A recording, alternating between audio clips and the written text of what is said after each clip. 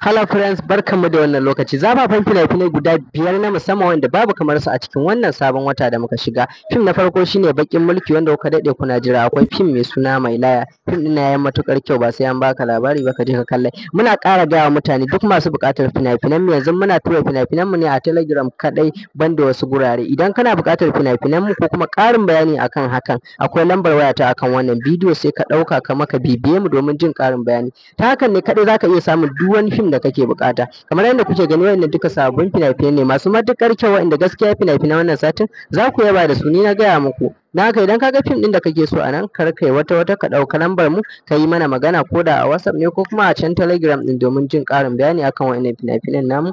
Mun gode. Wayannan fina-finai kamar yadda na bayani, this is the best top 5 movies of this month that we are going to discuss now.